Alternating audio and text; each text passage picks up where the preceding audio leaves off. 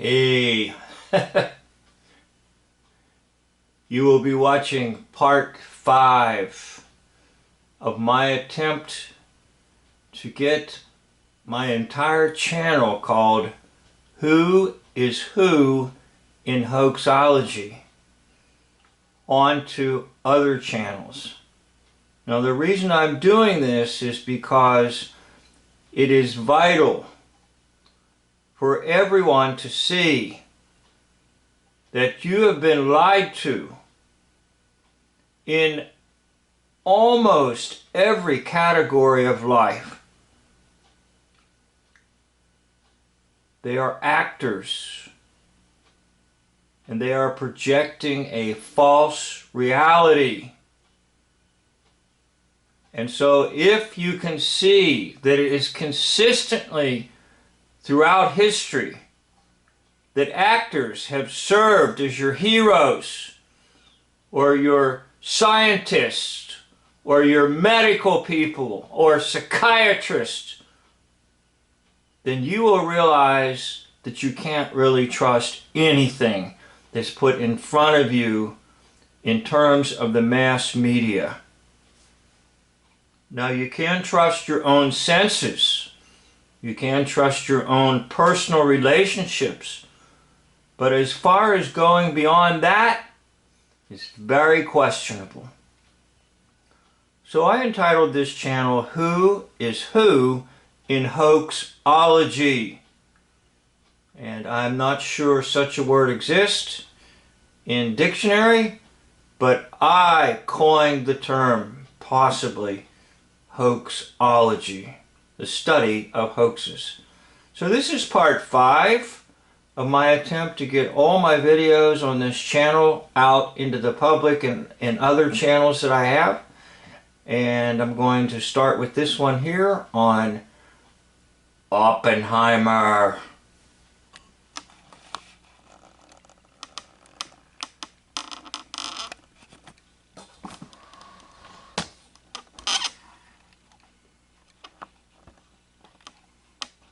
Now the voice you will hear is my voice. It will sound differently to you because I have speeded up the original videos so that I can get more videos in a condensed form. Hope you enjoy. This should be probably at least an hour, and I hope that you make some discoveries in it.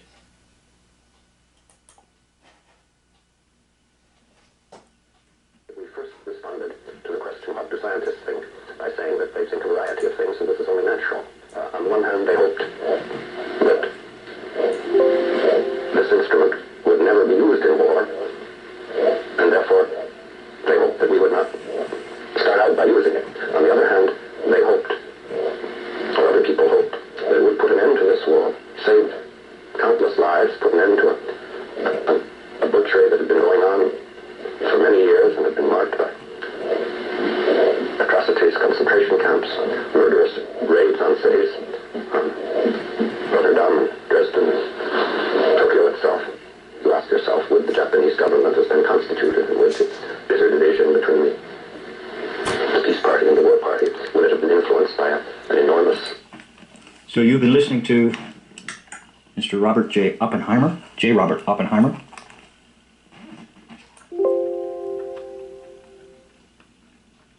Now I picked up this book. It was out of circulation, thank goodness. But as soon as I saw the book, I said, you know what? I think I know who that is. So I'm going to make a case for you.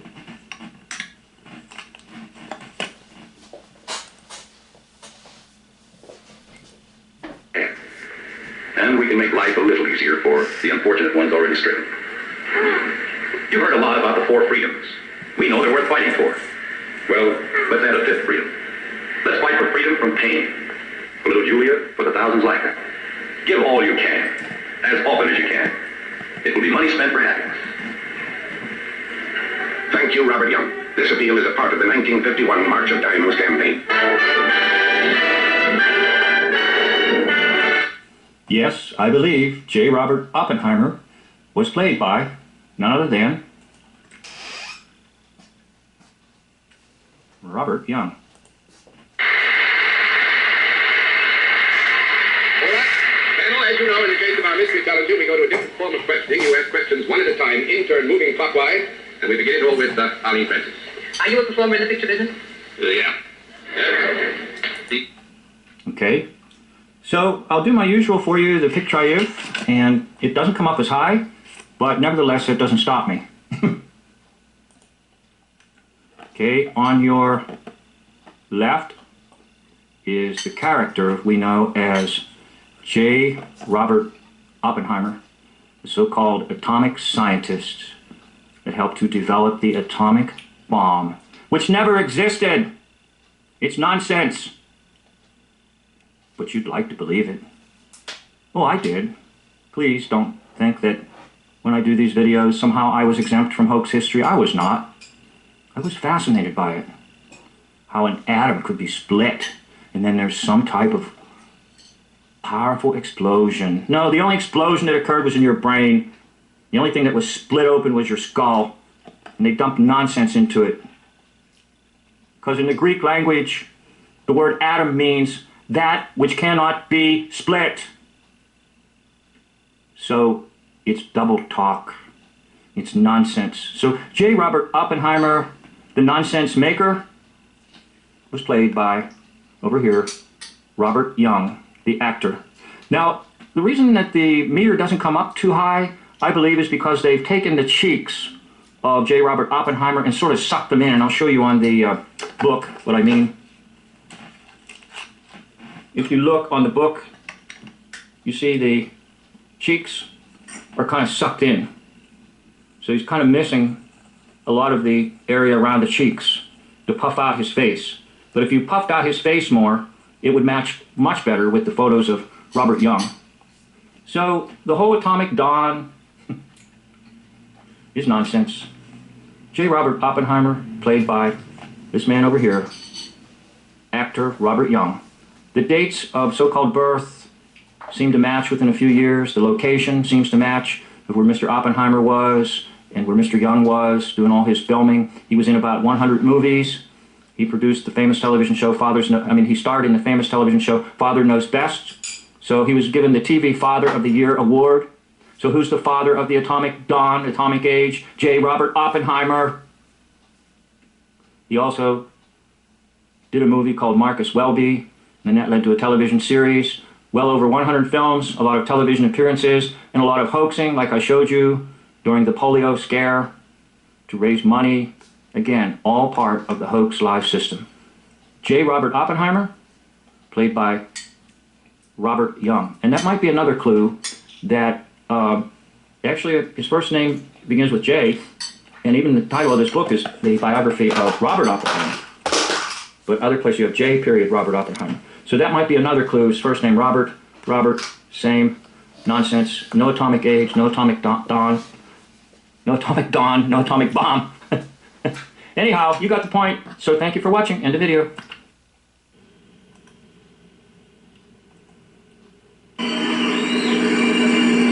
Ladies and gentlemen of the convention, my name is Geraldine Ferraro.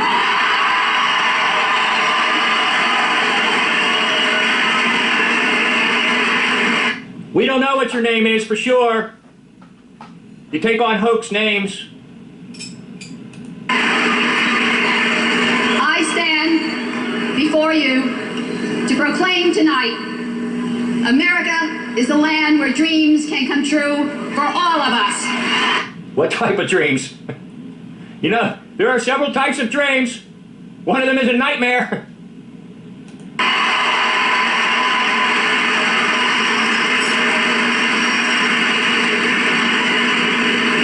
As I stand before the American people and think of the honor this great convention has bestowed upon me, I recall the words of Dr. Martin Luther King Jr., who made America stronger by making America more free. He said, occasionally in life, there are moments which cannot be completely explained by words. Their meaning can only be articulated by the inaudible language of the heart. Tonight is such a moment for me. the words of Sidney Poitier, Martin Luther King Jr. Okay, so let's take a look at someone who plays Geraldine Ferraro. Remember, she's the presidential candidate for Walter Mondale. So the most likely individual to play Geraldine Ferraro is... Joan Mondale was the second lady of the United States from 1977 until 1981 as the wife of Walter Mondale, the 42nd Vice President of the United States. She was an artist and author, and served on the boards of several organizations. For her promotion of the arts, she was affectionately dubbed Joan of Art. Joan Adams was born on August 8, 1930 in Eugene, Oregon, one of three daughters of the Rev. John Maxwell Adams, a Presbyterian minister, and his wife, the former Ellen Crane Hall. She attended Media Friends School, an integrated Quaker school in Media, Pennsylvania, a public school in Columbus, Ohio, and later St. Paul Academy and Summit School in St. Paul, Minnesota. In 1952, she graduated from Macalester College at St. Paul, where her father was chaplain, with a bachelor's degree in history. After graduation, she worked at the Boston Museum of Fine Arts and the Minneapolis Institute of Art. On December 27, 1955, Joan married Minneapolis lawyer Walter Fritz Mondale, whom she had met on a blind date. The couple had 3 children. In 1964, Walter Mondale replaced Hubert Humphrey as a U.S. Okay, so we're going to go to the picture and show you that indeed Geraldine Ferraro, I'm for arrow ever blowing bubbles.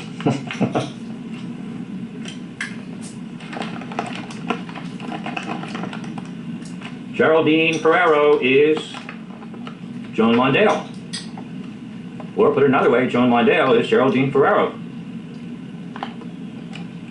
So what I'm going to do is I'm going to keep the Geraldine Ferraro on the left consistent, and I'll change the one on the right. So you can see you get consistent results with this particular individual.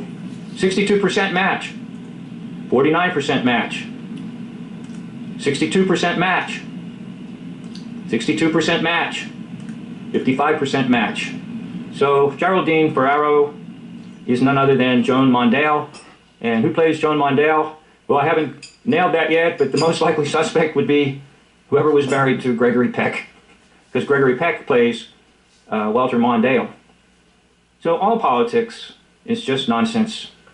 But the nonsense is packaged extremely well and presented extremely well so that the American public buys the nonsense for politics, thinking and believing that there is a genuine government in place. Not true.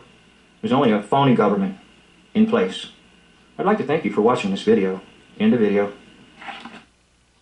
You will be joining the 1984 Democratic Convention, and the speaker is Walter Mondale, presidential candidate.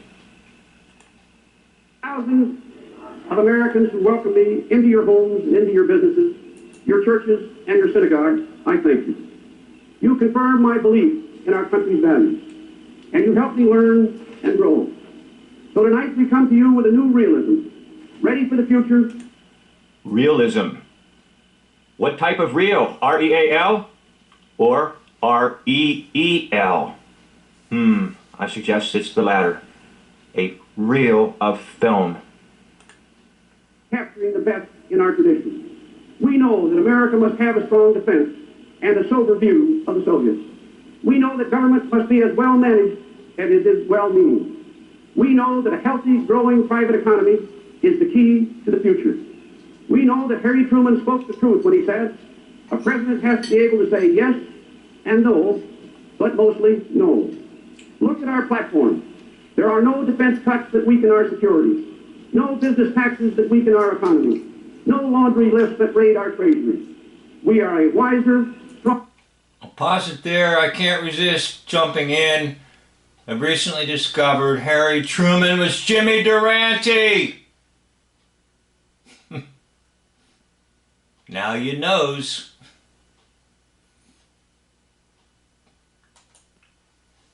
And we are focused on the future. If Mr. Reagan wants to rerun the 1980 campaign, fine. Let them fight over the past. We're fighting for the American future, and that's why we're going to win his campaign.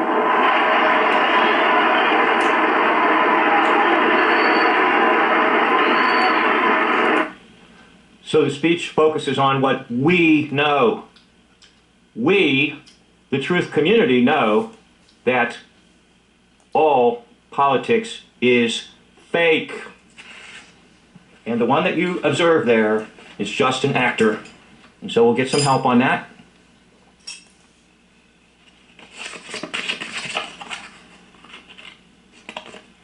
course, we go to the pick, try, if.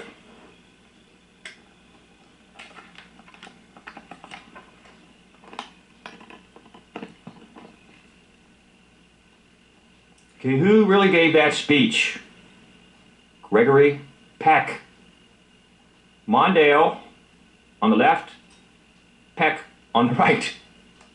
Now, the image on the left is going to remain consistent so that you can see the results are consistent. Mondale, consistent, results. The new image of Peck gives a little higher percentage. Keeping Mondale a constant on the left, Peck on the right, 59%. Mondale consistent on the left, the new image of Peck on the right, again, consistent results. Oop, nothing there.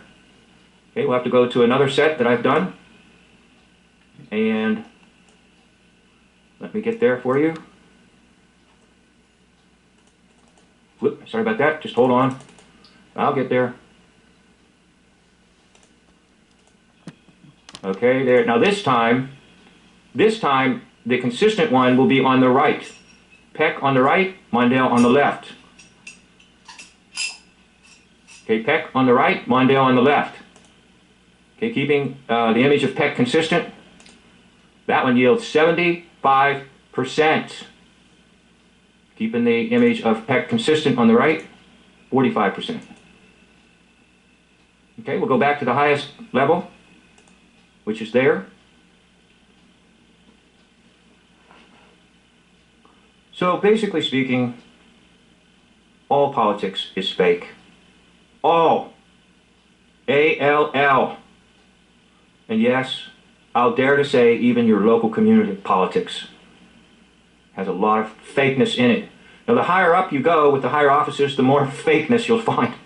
The more fakery that you'll find. Okay? So when you get to the highest offices, such as vice president, president, yes, of course, they're all actors. Now, why is that true? The reason it's true is that there's really no actual consistent government. The government that you think is in place is completely phony. All right?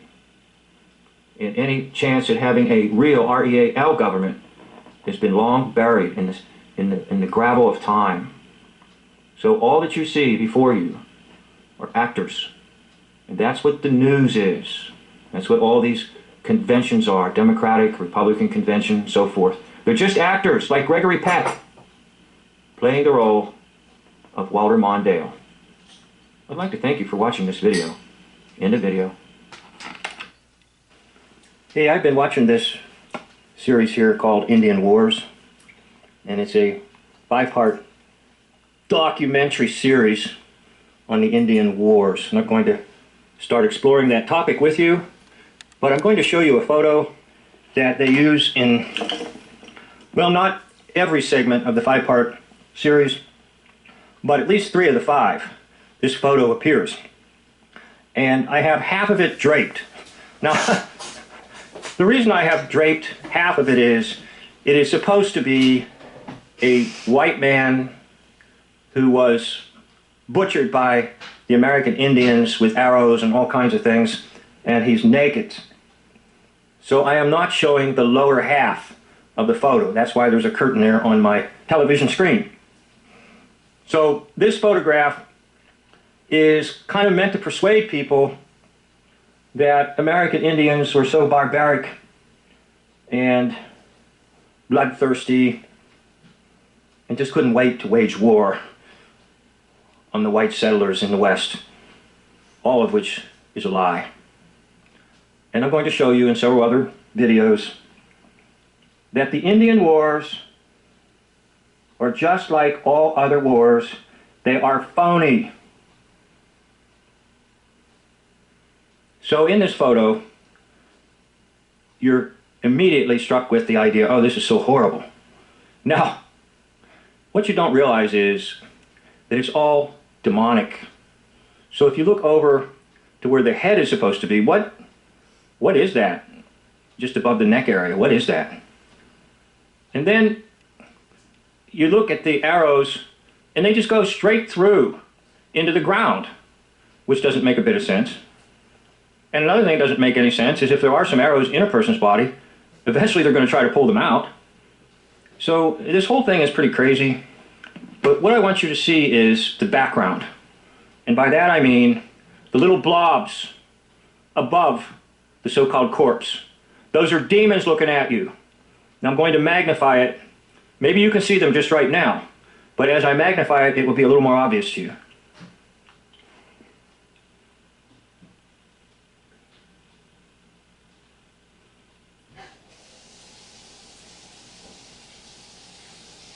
Okay, that's a magnification. And I'll go up another notch with it. So I'm going to come back, it's a little too blurry. Okay, so that's the original, and I'll magnify it. Scooting over to my left. Oh, and by the way, while we're on this site, this particular pose, of course the one arrow that's at a 45-degree angle goes right into, guess what? You guessed it. And look at the hand. The hand is a little creepy too, because it's dark colored, and the whole rest of the corpse is light colored. So the whole corpse should either be light colored or dark colored. Well, what is it? Light or dark? Again, it's both, because they believe in dualism. Light and dark, black and white. They want to combine the good and the bad. Okay? So let's take a look at those fingers.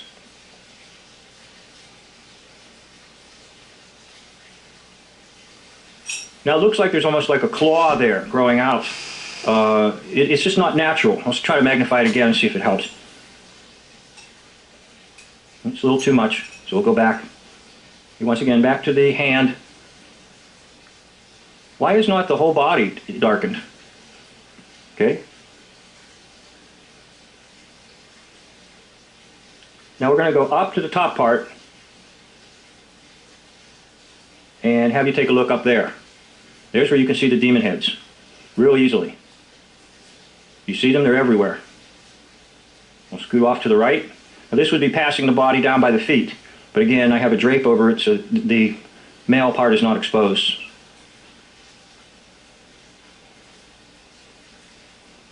Whoop.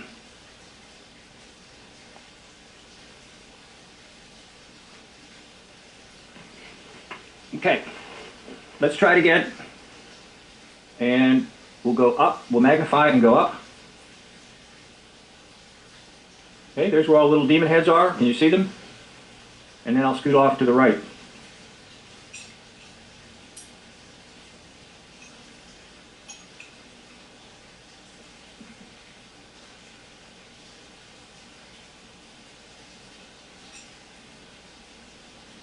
Okay, this is a pretty common thing that's done by the occultists, especially when it involves death. They will embed these little demon faces into the photographs as a way of spooking you out. But it's not so much the man corpse lying there on the ground with the arrows that freaks people out. What freaks them out are the little demons looking at them. They don't realize it. That's why the photograph is so troublesome. But they think it's troublesome because there's arrows in it. But it's these little creatures that are embedded into the photograph. So back to the original. And then if you go down to where the arm is, it looks like they took knives from the ground and pushed them up through the body from the ground, where there's like a claw there. It's hard to make sense of. And once again, it's hard to make sense of the head. So none of it makes sense. But it has demonic power. In fact, the demons are down below too. We'll go down, we'll magnify and go down. They're down there too, in the lower part of the screen.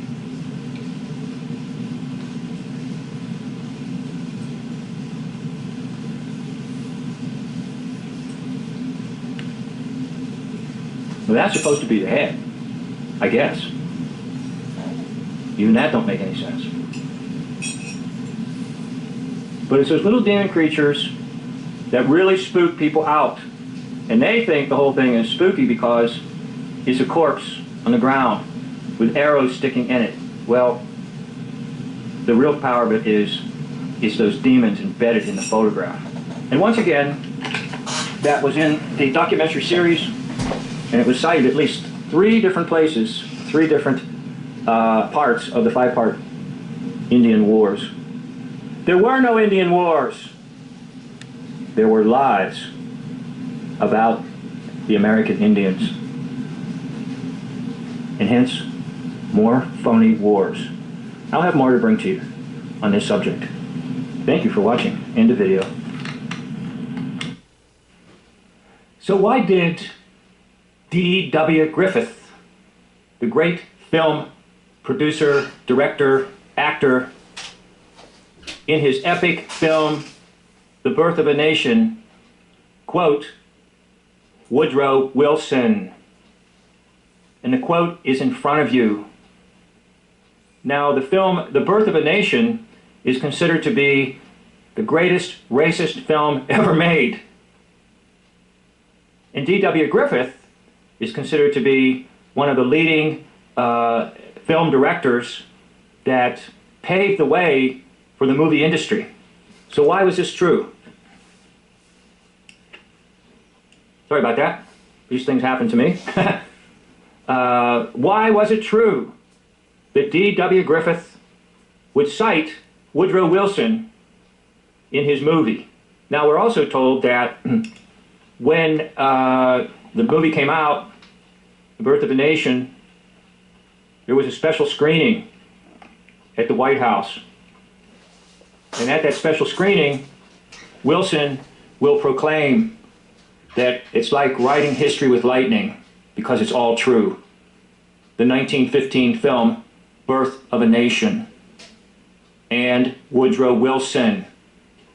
Why is it that President Woodrow Wilson will agree with David Wark Griffith? Why does there seem to be an agreement between D.W. Griffith and Woodrow Wilson, and Woodrow Wilson and D.W. Griffith? Well, as you might anticipate, what I'm about to tell you, and that is because they are one and the same. That's right, you guessed it. D.W. Griffith will play Woodrow Wilson. So bear with me here as I get set to take you to the picture.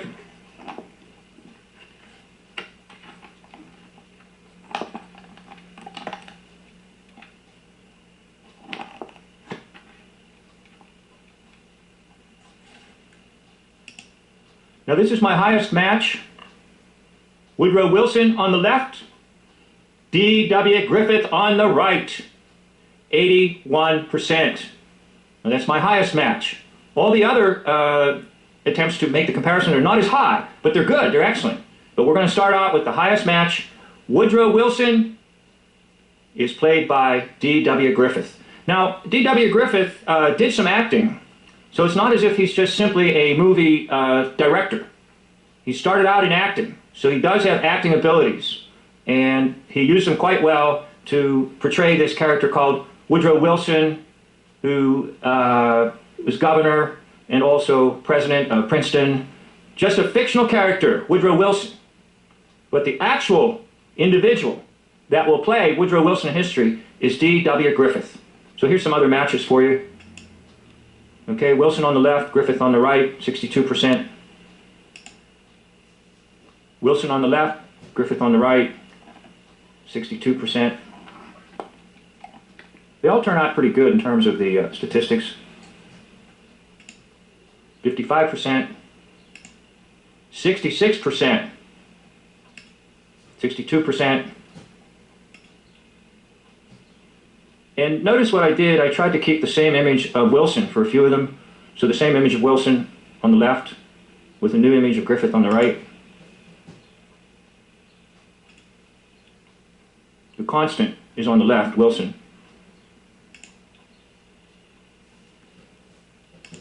Now there's where I changed the Wilson image on the left to a new Wilson image, but retaining the same. Oh, no, that one's different, excuse me. There's where I got the highest. Notice the Wilson image on the left is the same as this one, and it still comes up 62%. But there's my highest match, and I haven't used this meter. If you are doing like I'm doing and using the meter, and you go into 80%, it's an absolute definite, all right? Now remember, Griffith has had acting abilities and also had at his availability all the techniques of makeup and use of mask, prosthetics, whatever, to play Woodrow Wilson in history. So back to my original curiosity. Why is it that filmmaker D.W. Griffith would include citations of Woodrow Wilson in his film, Birth of a Nation? And then why is it that at a special screening of Birth of a Nation at the White House, that Woodrow Wilson will exclaim, "It's like writing history with lightning"? Well, why is it true? Well, it's true because D.W. Griffith, on the right there, will play in history, hoax history, Woodrow Wilson. Now listen, all presidents are fakes. And I don't care what president you cite for me, eventually we'll find out who played that president. They're all fakes.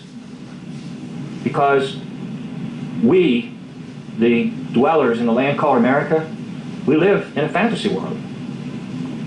The fantasy world was intentionally created so that we would not know the actual truth of the matter. Well, I'm attempting in my life to capture some truths, and I hope to make a very small contribution to this effort of finding truth in this fantasy world.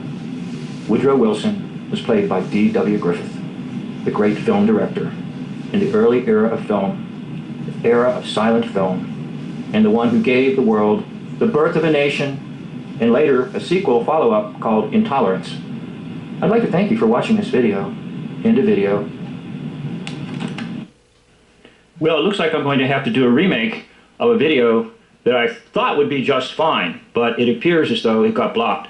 You're looking at a still shot from a movie called Custer of the West, and it's a free movie, and I showed a clip from it, and I think they're blocking it not so much on copyright basis, but on the fact that it's just so powerfully true that it's frightening. So I'm not going to show a clip from this movie, and that's how I started the original video that I did on this subject, but I will show you my channel. And there's the original title of the video. The one in the top, George Armstrong Custer was a fake, and Little Bighorn never happened. Now what happened to me was, it says it got partially blocked on the basis of copyright. Well, whether it was copyright or it was just so packed with truth, it doesn't matter to me. So I checked my channel and it wasn't showing up. It should be here first, but it's not, okay? So I'm going to try to do a remake. It will not be as good as the original, but the remake will at least communicate to you the actual impact of the actor-based reality. So, in our minds, because of movies like this one and others, and because of indoctrination in the educational system, we believe that a man by the name of George Custer, glorious George Custer, was out on patrol to try to rid the Western Plains of the American Indian. And out on patrol, he was confronted at a place called Little Bighorn. And there at Little Bighorn, General George Custer and all his troopers were annihilated by American Indians. And so the public would be extremely empathetic, because this hoax liar was a media figure celebrity back in his day. By that I mean he was in the newspapers a lot, he was in the magazines a lot, he had a following in the mass media of his day. And folks wanted to know what's going on out west with General Custer, George Armstrong. Okay? Now, I do a lot of research, and in my research I find clues, and I will show you those clues here in a minute, but I'm going to show you the true identity of George Armstrong Custer. It's an actor by the name of Lawrence Barrett. Shakespearean actor.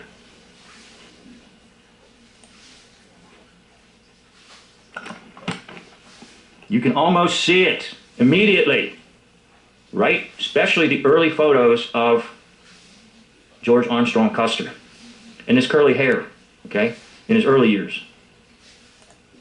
Now, Barrett was a Shakespearean actor. And Lawrence Barrett, who loved to put on costumes, will put on the costumes of none other than George Armstrong Custer. Here are these earlier photos of Lawrence Barrett speak volumes, showing you that you're basically looking at an actor playing the part of George Armstrong Custer.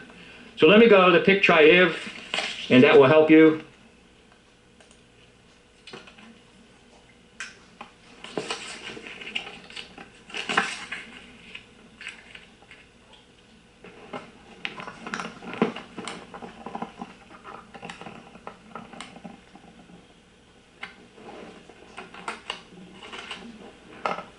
Okay, George Armstrong Custer on the left, and Lawrence Barrett on the right. Now, I did another thing. I slightly varied one of the photos, and the picture goes bonkers if you score a jackpot. If you approach almost 100%, it just kind of shuts down. So I'm going to show you where it kind of shut down on me, right there. Okay, it comes up 0. It came up 0 because it was probably under 100%. All right? You can actually see the hairstyle very similar. That little fuzzy curly hair in the earlier pictures of George Armstrong Custer matches the little fuzzy curly hair of Lawrence Bartlett. So back to the better match, where you can see the meter showing you. See, look at the hair right over here. See on this side? And look at the hair over here. Now, I know hair is not the only thing, but a Shakespearean actor by the name of Lawrence Barrett will play the role of George Armstrong Custer. Now, what really sealed the deal for me was this documentary. I'm not going to show it because my video was blocked on the basis of copyright, but I don't think it was copyright that blocked it. It might have been the title. This documentary, called Custer's Last Stand, documentary on the life and death of General Custer. At about 58 minutes into it, the narrator will tell you that General George Custer had a wonderful friend, his closest friend. And guess who that closest friend was? A Shakespearean actor by the name of Lawrence Barrett. Now see, it's clues like that that jump out when I'm doing research. What do you mean his best friend? Why was Lawrence Barrett his best friend? It's because Lawrence Barrett was on stage with costumes and playing none other than George Armstrong Custer, the big dude, little bighorn. In other words, it's all a scam, all of it. Costumes, costumes, costumes. You love the hat and love the mustache, okay? But it's just none other than the one who loves costumes in Shakespearean acting. Lawrence Barrett.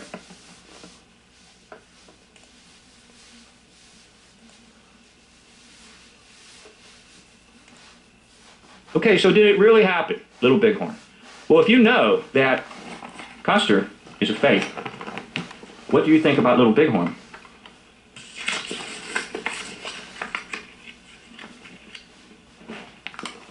If you know the man on the left is a fake, General George Armstrong Custer, what do you think about Little Bighorn?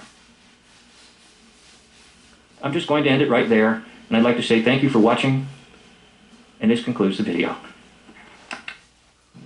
How you can make discoveries in the actor-based false reality.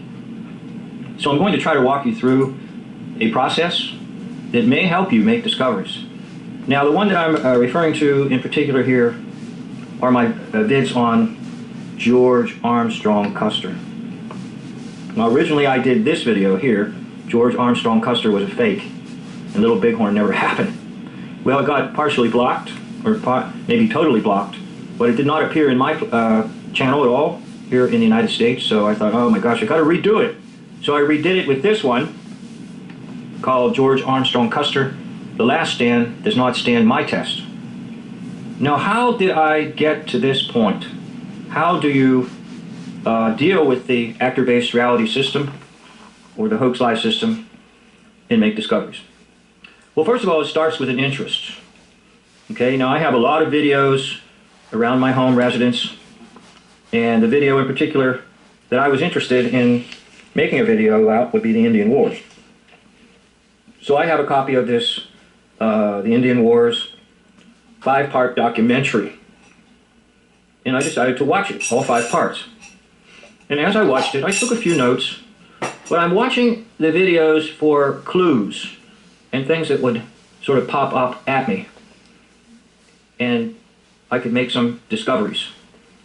So of course, one of the most famous events in the hoax Indian Wars is none other than George Armstrong Custer, because almost everybody knows about Custer's last stand and how the American Indians surrounded them and killed every last one of them. And so George Armstrong Custer was annihilated in 1876 at the battle we know as Little Bighorn. So that sent me on a pursuit of learning more about this hoax character on the stage of false reality history named George Armstrong Custer. Now, that's a movie that I tried to use in my video, my original video, that was probably blocked. But if you watch this clip from this movie, the full Western movie, Custer of the West full Western movie, it shows him with his men very bravely just shooting away at Indians as the Indians came and shot away at Custer and all his crew to conclude this 2-hour-plus movie. But the better and more informative narrative that helped me was this one. Custer's Last Stand documentary on the life and death of General Custer. And there were many clues in this so-called documentary, but this was the biggest clue of all that came right out at me and screamed at me as I watched this. And the narrator will just calmly say that George Armstrong Custer had a very best friend, and the very best friend that he had was a Shakespearean actor. Aha, now you've got something. They're telling you that this actor played George Armstrong Custer. So all of this is occurring in my mind. Okay, I think you've got him. Let's see if we can nail him. So then you know me, if you watch my videos, I like to pick triumph. And the pick triumph will show Custer on the left and Barrett on the right.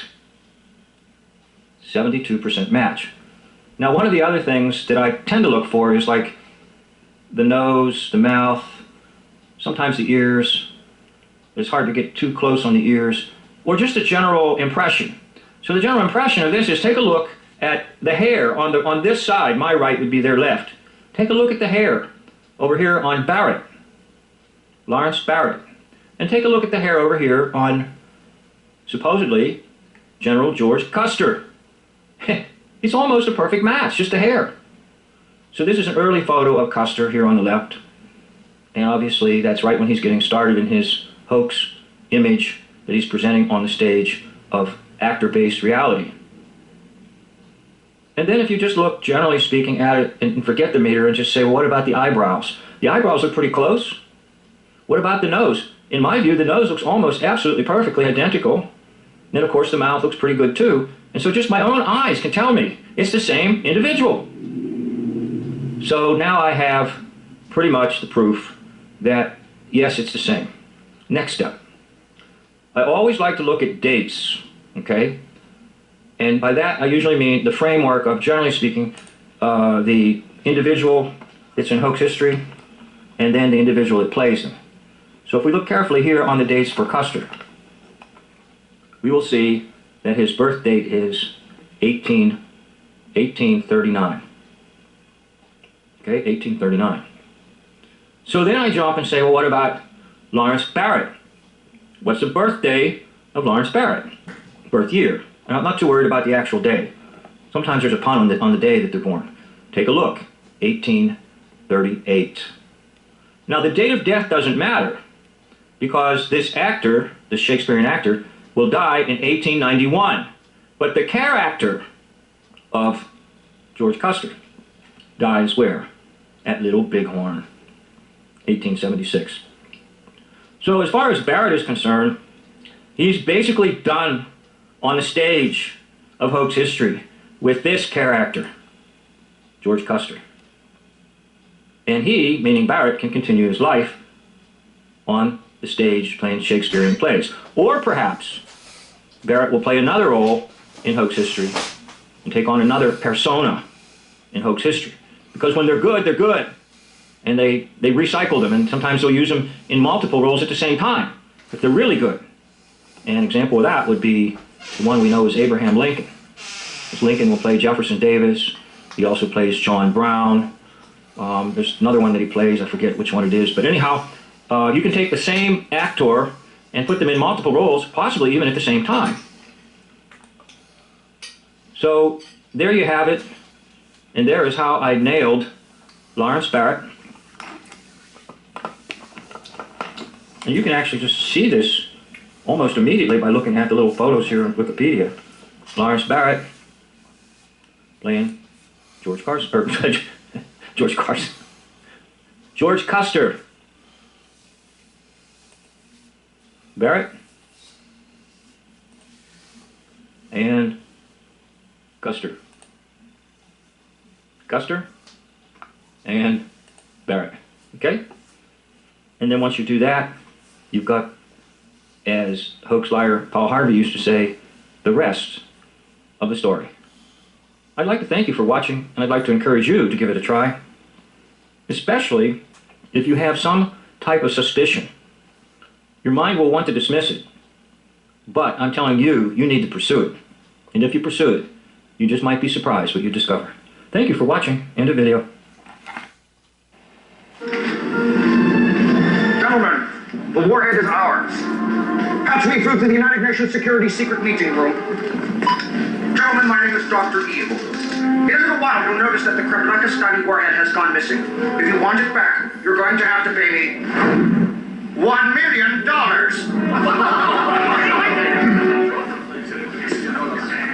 Sorry. $100 billion. Gentlemen, silence. Now, Mr. Evil. Dr. Evil. I didn't spend 6 years at Evil Medical School to be called Mr. Thank you very much. What did he say? Let's go back to that. What did he say? Let's hear that again. Mr. Evil. Dr. Evil. I didn't spend 6 years at Evil Medical School to be... What? What? What kind of adjective is used with that school?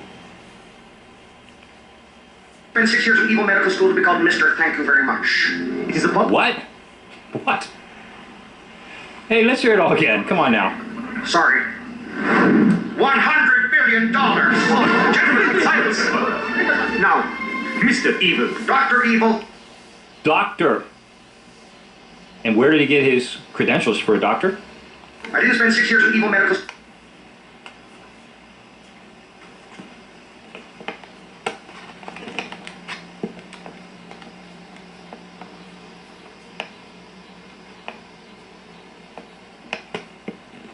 Well, you get the idea. End of video. Hey, so I'm in my car and inspiration has hit me. And so I'm just going to do a video right from the hip, so to speak. Anyhow, a while back, I went to a particular channel and the individual revealed Richard Nixon as Ed Sullivan. And you know what? That channel, that individual is correct. Ed Sullivan played Richard Nixon. Now I'm not going to go with the Richard Nixon and show you Ed Sullivan. I'm going to do sort of the reverse. and that is go with the wife. This is Pat Nixon, and this is Ed Sullivan's wife right here.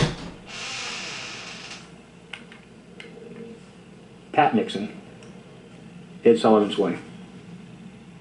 To me, it's a go. And I'll flip around in this book and see if I can find some more. In fact, well, I'll just go ahead and do the cover page. This is Pat Nixon, the untold story, of course, with her husband, Richard. Now, I'm going to put the cell phone image next to Pat. And the cell phone has Ed Sullivan's wife.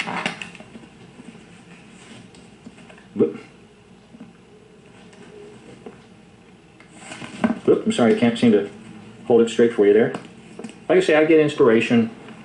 My techniques are a little bit crude, but once the inspiration comes, on the right is Ed Sullivan's wife, and on the left is Pat Nixon, Richard Nixon's wife. And guess what? Richard Nixon is none other than... Tonight, I said tonight we have a really big shoe. And there's some 4 fine individuals from Liverpool, the Beatles. Now, don't let my voice fool you, because that was my Ed Sullivan voice. Now, I want to tell you, I'm no crook. I'm no crook. I also want to tell you that I'm not giving back checkers. Pat and I just love that little dog, Checkers. Well, anyhow, that was the famous Checkers speech. And I don't think I'm going to go any further, except to once again put it before you. On the right, Ed Sullivan's wife. On the left, Pat Nixon, wife of Richard Nixon, president.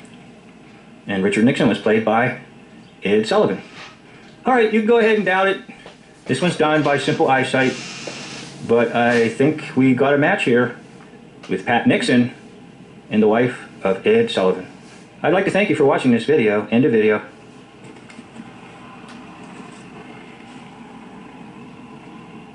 We'll have another really big shoe for you some other time. So I'm just sitting here in my car with a cell phone and also with a book.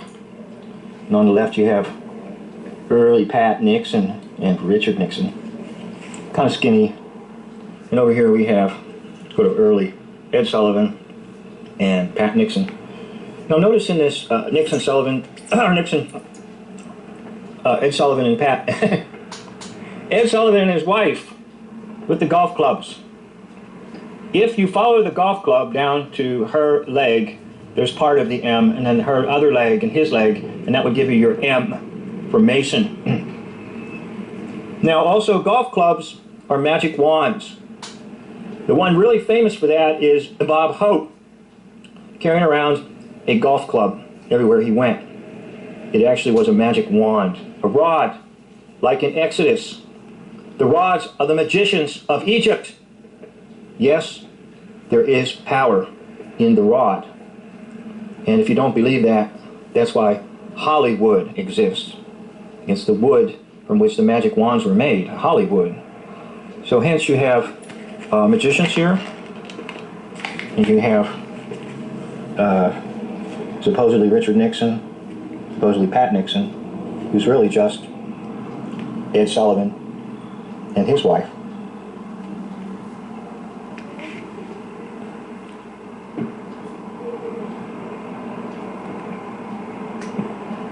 Now I know I haven't put it through anything too scientific, and anybody that wants to, they can do so. And I'm not saying I'm perfect at it, but it's a definite. President Richard Nixon was played by Ed Sullivan. Pat Nixon was played by Ed Sullivan's wife. And there you have it. So basically just stay out of the Hoaxology system, because that's all you get. That's all you get are hoaxes and lies. There you see it again, the similarities. With Pat Nixon on the far right, Richard Nixon on the right-hand side, and then Ed Sullivan and his wife at the golf course. Don't fall for the magic wands of the devil. Remember, the rod of Moses swallowed up the rods of the magicians of Egypt. Because God's word is more powerful. The truth is more powerful than lies. So don't believe these liars anymore. All presidents were fakes. And the reason for that is the United States of America, where America has always been under the power of England or the crown. And anything and everything you thought about independence was nonsense. And anything and everything you think about presidents and how some of them are good and some of them are bad is nonsense. Because they're all phonies. Every last one of them. Now there's one who's not a phony. And that is the Lord Jesus Christ. The Lord Jesus Christ is not a phony. You can trust in Him. But you can't trust in these liars of this world. Just trust in the Lord Jesus Christ and believe His word. Thank you for watching. End of video. So I'm going to read. Hey, so I'm going to stop it right there. And just to remind you, you've been watching my summation. And I believe this is part number 5 of my channel called Who is Who in Hoaxology.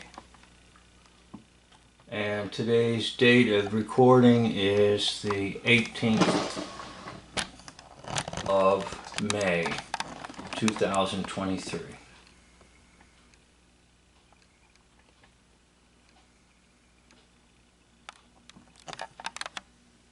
So I hope to get my entire channel on these condensed versions.